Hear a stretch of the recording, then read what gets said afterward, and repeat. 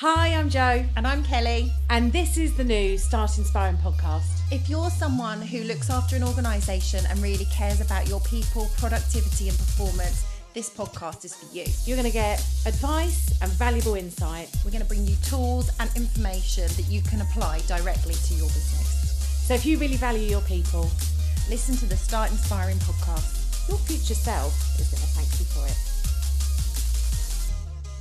Hello and welcome to our festive edition. Merry Christmas to you. Merry Christmas, everyone. Nice to see you all. You will not make it through the podcast without singing Jingle Bells, surely. You don't not want to hear me singing. I mean, although particularly love Olaf sitting down here. So, he's very cool. Yeah, feeling very festive. Feeling very festive. And we thought we'd come together at this time of year. I suppose such a wonderful time for reflection, isn't it? And thinking about, our work, but also, our ability to build even better cultures in 2025. And a subject that's really important to us both is belonging. And we really thought it'd be a good end of 2024 podcast to do as we really think about how do we create that sense of belonging, especially in today's world where we've got people working in a hybrid manner, organisations are very global.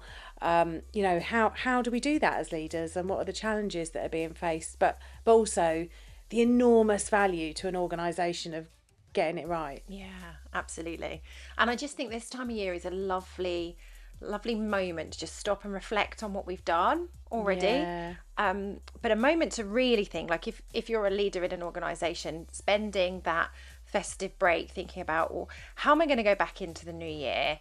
What are the most important things I can do on behalf of my people in the organisation? Just a moment of reflection and setting maybe some New Year resolutions at an organisational level. Well, we set them for ourselves, right? We do. So, I do actually think there's a couple of times a year where I think that's really important. One, September, that kind of new term feeling, everyone's back from holiday. And the other one is definitely January. Yes. But the question, I suppose, is how do you maintain that longevity where people give up their New Year's resolutions way too early, don't they? But as with most things, it comes back to leaders. I know your warnings before of, yes, it does all come back to you, our wonderful leaders. Yeah.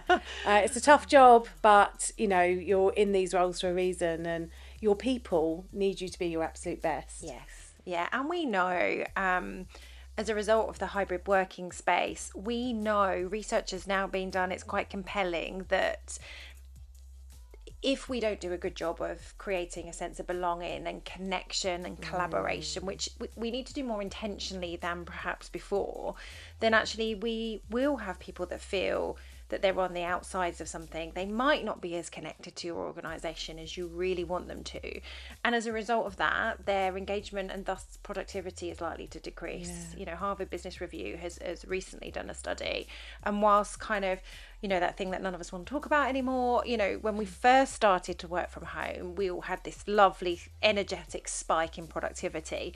That has absolutely dropped. They are seeing a 4% decline in pre-pandemic productivity and performance. So, and the ones that are bucking the trend are those that are intentionally creating connection, intentionally creating belonging. Yeah.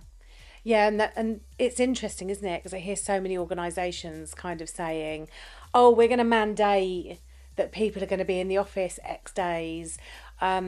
We can't manage people because we can't see them. It was all much better before, when we could see people, etc., etc. But that's not the same as intentionally creating connections. Trying to go back to what life was like before isn't the direction of travel. No. The direction of travel has to be, how do we create that connection and maintain it? But also, I'm hearing people say to their teams, we're going to do a all employee day or a connecting day, etc., etc., and then team colleagues saying, well, what's the point? What's in it for me? So helping them understand the value of connecting still has such an enormous impact. I was just going to say, it's getting the intentional bit right, isn't it? Yes. Yeah, because actually when we bring organisations together, we do this a lot. There is something incredibly special about being in the room together. There just is. But I think, I mean, I'm a huge fan of hybrid. I'm a huge fan of doing your work where you're going to do your best work. Yeah. And that might not be one rule for everybody. You know, I quite often talk to organisations, you know, the finance team, there is a part in their month where they really need to get their head down and they really need to focus. So if you're in a really loud, noisy office environment, is that conducive to them doing their best work and not making a mistake on your end of year finances? You know, so, but I do believe, I know there are organisations that are fully remote and they do this really well. But I am personally a fan of the hybrid, which is, you know, having moments that matter, that are the face-to-face, that collaboration, that connection, but also having that space. And on the flip of that, you know, there is no point bringing people into an office if they're going to sit on Zoom all day. Absolutely. So again, that intentionality piece it is really, really important. And we've seen organisations really come out and work this out over the last year or so. Yeah. So there's much more to it than just putting pizza on for lunch, right? You know, and we've worked alongside organisations that perhaps thought that was the answer. You know, the pool tables, the bean bags. It's not. It probably comes down to something that we talk about in almost every podcast, which is creating meaningful connection, trust, psychological safety, and using those in-person interactions to really build and foster that. Yeah, no, you're absolutely right. The days of just skimming the surface almost, isn't it? Those, we're just going to do almost like a tick box exercise, and you hear that so much, especially in the belonging space, I think. Interesting, isn't it, that psychological safety and trust forms such a theme for us, not only in our conversations here, but in our leadership work that we do with colleagues. It's just so fundamental. Yeah, and I think it's about that, you know, what do we mean by that? What do we mean by belonging, psychological safety? In a number of the events we run, we do a number of exercises, maybe helping people to get familiar with their own personal values. Why are they their personal values? How do they show up for them in their decision making, in their leading, in their behaving? We do exercises around perhaps a meaningful item that people can use to explain a bit more about themselves, or this lovely exercise we do where we ask lots of questions, becoming kind of more personal as we go, and getting people to come together if the answer to that is yes for them. And really finding probably two things we find always. One, people have more in common than they do apart. And the one that you know really surprises me each time is we'll nearly always have someone in the group that we're working with saying, you know, I've worked with you for X number of years, sometimes 20 years. I never knew that about you. And you sit next to me on a regular basis, and I didn't know that about you. And it's I find that quite strange that we don't use our time wisely to get to know that about another human being that we work with. Because not only is that the nice and right thing to do, but that is how you'll have each other's back. Yeah, absolutely. It's so interesting, isn't it, to wonder, certainly for listeners or viewers, you know, how well do you really know your people? And what can you do to improve your connectivity with your own team and wider teams? Absolutely. And there's some basic questions. You know, we always think it takes a huge amount of time. We send individuals out to do an exercise and they go out for 10 minutes. Each individual gets 5 minutes to talk about their values, talk about their upbringing, their own kind of histories, if you like, and how that upbringing has led them to today. 10 minutes. They come back and the energy is palpable. They knew something about their colleague in the same team that they just didn't know, and then the conversation goes on to say, right, so I now understand why you behave like you do, or I now understand why when we're talking about those things that's so important to you. And beyond that, actually, that means, I don't know, say we're running a graduate program. I know you're absolutely the best person to be the ambassador for that, because now I know how meaningful that was for you to to have that experience of university and later in life, or it's just, and it's 10 minutes. 10 minutes. I know. 5 minutes each. I know. We can do this. We can do better. You're so right. We can do better. We can do better. And we absolutely, I mean, some of the work that we do is helping organisations to do better when they can't necessarily see the way through. But some of it is so simple, exactly as you say. Getting to know other people, getting to know the people in your organisation. I always think it's interesting about, making change or wanting to make improvements and really thinking about, I don't know, segmenting the market of people in your organisation, if you like. We talked before about personalisation, didn't we? But when you're trying to think about, well, what segments of people do I have? How can I understand them but also bring them together? So you're not just thinking about those different segments, but also thinking about how can I integrate and bring those different segments together. That more personalised experience, which we know actually the generations coming into the workplace are absolutely expecting that. They're not going to put up with what we put up with, are they? They're not but actually, as a leader in a really leading edge, more kind of thoughtful organisation many years ago, we really learnt the value of helping our teams educate each other. To be fair, I say we were progressive. We dealt with it because we had quite a lot of tension. We had a number of diverse populations working together, and there was quite a lot of tension, and we sat and we kind of thought about how we dealt with it. And we didn't really want to do these communities of different little groups because in some ways we thought we were creating even more silos. And so what we did is quite the opposite, is we got those groups mixing together and really educating each other and talking about their religion, their race, their background. And that education really led to something quite special. They really understood each other. They did understand they had more in common than they had apart. Different. But actually they started to ask of each other questions like, well, how can I help you when you're going through Ramadan? Or and actually we ended up with this really lovely workforce where, if you wanted Christmas off, you had Christmas off. And people that didn't care about Christmas or care for Christmas, they worked. And with Eid, that worked. And so actually there was, when we talk about the benefits of that belonging, that teamwork and that embracing of diversity, that was lovely to watch. That's when it works well. It is. Well, that's all building a culture, isn't it? Building that, really inclusive culture which transcends inclusivity and moves to belonging. Because that's where we're all trying to, everyone wants to feel like they belong. And you're brilliant at this. I mean, we were lucky enough to do some work recently. And you have some legacy there, right? Talk to us about what you did there and what you're now doing for other organisations as a result of that experience.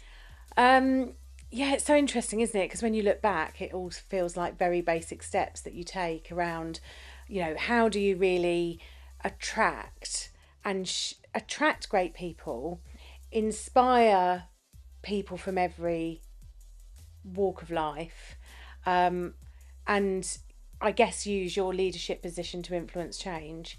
So I've worked in organisations that have been, hugely diverse, and you get an opportunity to really bring that to life because you've got colleagues from such diverse backgrounds, and it's such a fascinating space of education. So I think there's such a lot in the belonging space around education. So about recognising that I don't know what it feels like to be in some diverse groups. I'm part of a diverse group, right, because I'm female, but understanding someone else's lived experience and why what we might feel is not that important is hugely important to them. And I guess I recognise there's an opportunity then to influence policy, ways of working, language in an organisation that actually speaks to everyone as an individual. And that doesn't go without effort and influence and work to create that. But it's a cultural, when you're at a leadership level, that's a very cultural thing. Yeah.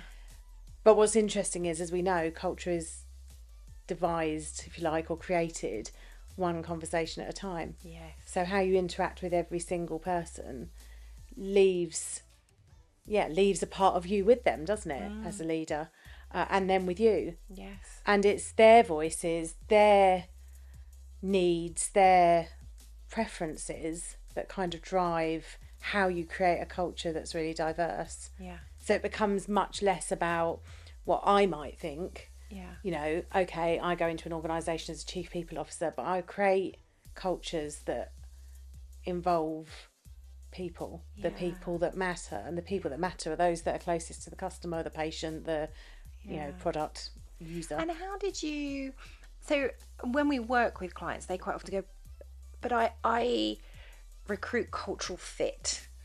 And they talk about that quite a lot, don't they? They're like, I recruit cultural fit because then that means I don't have the friction that the opposite of that I might be fearful brings.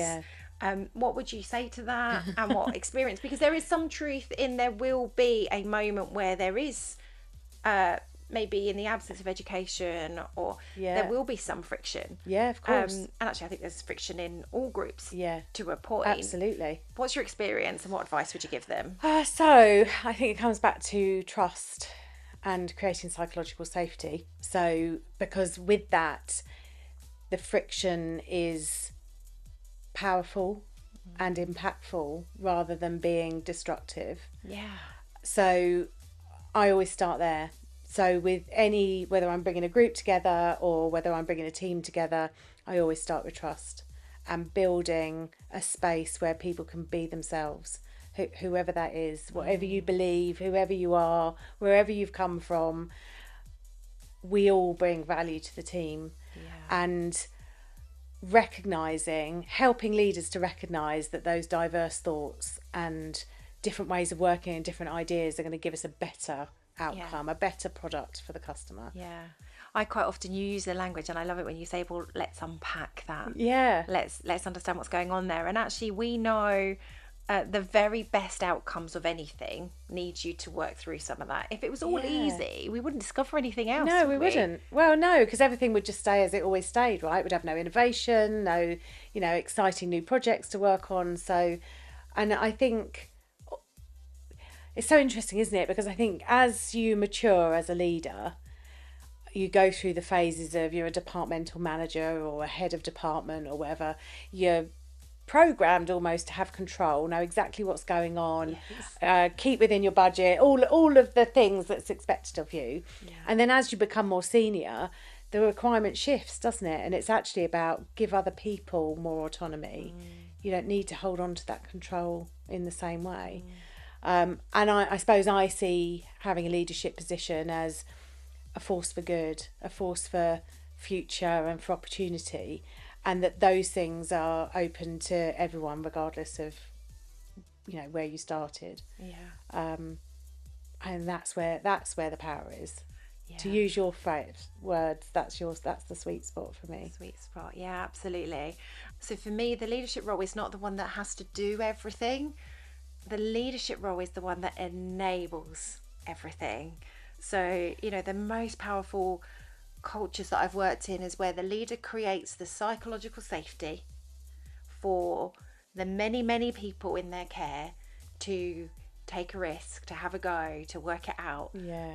Because I love that kind of the visual of normally we used to have this kind of triangle where there was the leader at the top, and then the next level, and then the next level, and then the masses.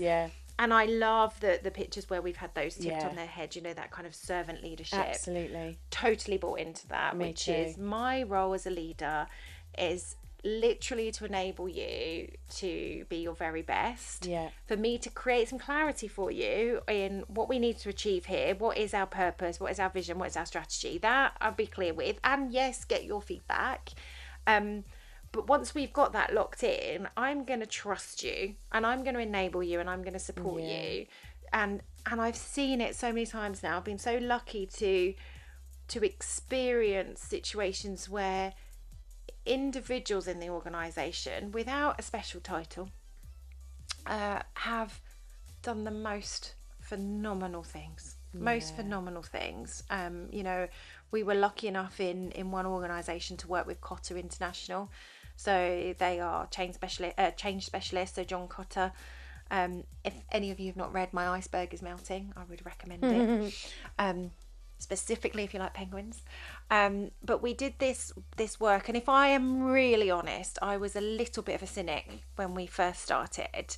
Probably because I was in a senior leader role, and I was like, well, I'm paid to make the decisions, and that's what the organisation values me for. So if I'm not making all the decisions, what's my job? And there was a moment actually where all of us were like, oh, yeah, what does this mean for me? Things are working. Well, what does that mean for me? Yeah. And actually it was a really brilliant experience that I can now take on to others, where, you know, after a very short period of time, certainly when you're talking about organisational time, we had all these small, tiny improvement ideas.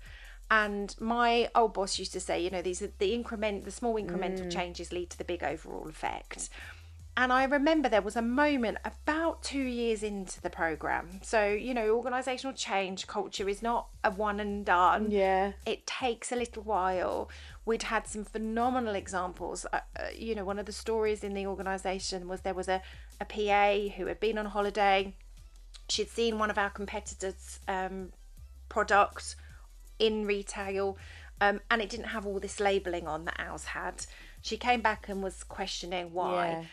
Our legal team told her, because we have to. She's like, but that can't be true. That can't be true because our competitors don't do it. So anyway, she kept getting pushed back in the organisation. But because we were going through this programme with Cotter, we had been empowered not to stop at no. Yeah. And so she sought legal advice externally from the organisation. She got the answer that we all needed, which was no, we don't need to do this. She was absolutely right. That individual saved the organisation £1 million every year. Wow. Every year. And then probably 2 years in, it was like a tsunami, because people felt we created the psychological safety and we trusted them to question the norm, to come up with ideas, to make a difference. Literally overnight, in that kind of moment of tsunami, we saw all of our factories improve. Yeah. All of them. Because we weren't waiting for managers. And in actual fact, I know I get really excited about this, we managed to make some changes that as leaders we'd been trying to do for years. Mm-hmm. And all of a sudden, individuals who were empowered and given the ability to make tools. They did them overnight. Yeah. You know, instead of having conversations with unions because we needed to kind of negotiate people coming in half an hour earlier and doing a handover, they decided they cared enough about each other to do it. Yeah. And it literally overnight. Yeah. You know, you sat in your office thinking, I've been trying to do these negotiations for years. I know. Here we are. Power to the people. I mean. Yeah. You need 10% to get a social movement going. I know. We always think it's much higher, don't we? Yeah. Like we need a majority. Yeah, you don't. 10%. Small numbers, small changes. Yeah. I think we did a podcast not that long ago about atomic habits, right? So those tiny little changes. Yeah. Have you seen that video with the man on the hill dancing? No. Oh, I love it. He's at a festival. He's standing out and he's dancing. He's kind of like one rogue dancer, and he's obviously having such a good time. We must put this in the link. But after a while, a couple of others join him. Love that. And then a couple of others, and then there just comes a point, kind of your 10%. Yeah. There's probably only 10 of them up there. All of a sudden, the entire field is full of dancing rebels. Love I just love it. It's just an example of one person being the catalyst. I know, it's so good. Yeah, and you know, that person created a following, right? Exactly. And then the people came. Exactly. So make your people safe enough to feel like I can dance on a field. It doesn't matter if everyone's not there. Yeah. And that then plays out in speaking up, right? Speaking up when the organisation is maybe not doing what you'd hope they do, and being heard and being safe and knowing that that's always the right thing to do, to be able to speak up. Absolutely. So I think the value to an organisation of, creating cultures that create employee belonging, just enormous, right? So Huge. Years ago it used to be the war on talent. Yes. So we're still on that, right? Yes. We're still trying to attract the very best people we can. Yes. So why don't we open our culture so that actually we're attracting a much more diverse, rich, talented workforce in? Yeah. I mean, It's reflective of your customer demographics absolutely. as well, right? Yeah, that's so true. Yeah. So true. And, what does that bring? Different thinking, better innovation, improved teamwork, lots of those great, wonderful ideas that could turn into an absolute golden nugget for an organisation, which is new year, new beautiful. culture. Let's do that. Yeah. Let's do that. Sounds good. So I suppose then what can leaders do? They can do small steps, can't they? Yeah, you're absolutely right. It is baby steps, and I think it is inclusive baby steps. So don't sit in your ivory tower, as they would say, trying to decide the best way to move forward with your organisational culture. The best businesses are including their people, they're getting them involved, and then actually are benefiting from not having to do all of the work. Yeah. Those small steps can be taken disparately across the organisation, and we can all move together and we move faster as a result. Yeah.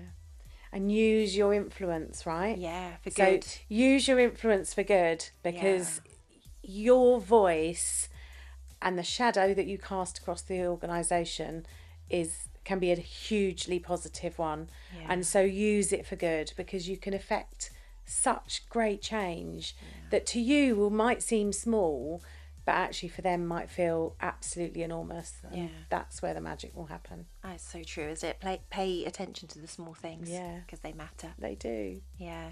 I know, that just leaves me with that kind of quote that says, be the change you want to see in the world. Yeah, that's so nice. What's your leadership brand for next year? Yeah. What small thing do you want to change that's gonna make you more of the leader that you want to be going forward? Yeah. That sounds like a future podcast. Yeah. Great idea. Well, I guess that just leaves us to say, have a fantastic Christmas. Merry Christmas. Happy New Year. And we will see you in 2025. Thanks so much for listening to the Start Inspiring podcast. I'm Kelly. And I'm Jo. And we look forward to seeing you in the next episode.